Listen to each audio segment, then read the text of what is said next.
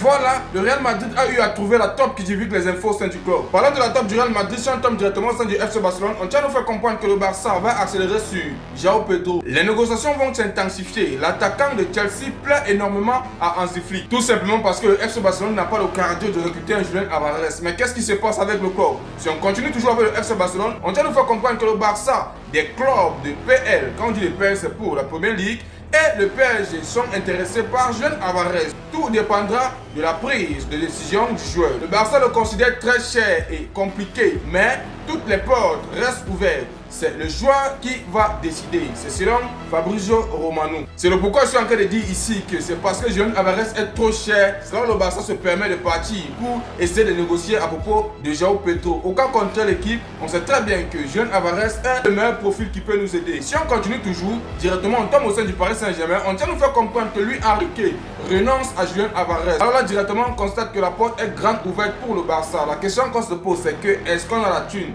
Parce que là, il est bien vrai, le joueur a la volonté d'arriver au sein du FC Barcelone, mais la thune n'encourage pas. On voit un peu ce que je suis en train de dire, parce que nous sommes en train de dire qu'il est trop cher. Alors l'équipe, qu'est-ce qu'on va faire? Bref, c'est le joueur à décider s'il peut venir symboliquement. Directement, on tombe au sein du Real Madrid. Vous savez très bien que ça fait polémique tous ces derniers temps-ci à propos de Gavi et Vinicius Junior. Bref, c'est pas maintenant que ça commence. Et alors, si on commence vis-à-vis de ces archives, on tient à nous préciser, Gavi avait dit à Vinicius, 4, nous menons 4-0. C'est quand le FC Barcelone était en train de mener le Real Madrid. Vinicius Junior a eu à répondre, oui, mais lundi je prends le ballon d'or. Malheureusement, on connaît comment ça s'est traversé l'équipe. Vinicius n'a pas eu le ballon d'or. On revient maintenant sur la date du 10 mai, le classique qu'on a eu à jouer.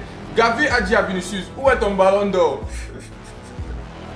Alors Vinicius répond, j'ai déjà gagné la Ligue des Champions. Alors l'équipe, c'est ce qui se passe entre Gavi et Vinicius Junior. Les gars se tiraillent, mais ce qui me plaît c'est que quand le match est fini, Vinicius Junior est resté fair play. Alors l'équipe, vous comprenez directement que c'est pas maintenant que leur affaire a eu à débuter. Mais ce que je demande ici, c'est que restons humbles les gars. Et si on tombe directement de la top qu'on vient de découvrir au sein du Real Madrid, c'est quelque chose de malade. Vous vous en rendez compte? Dani Ceballos est la top du Real Madrid.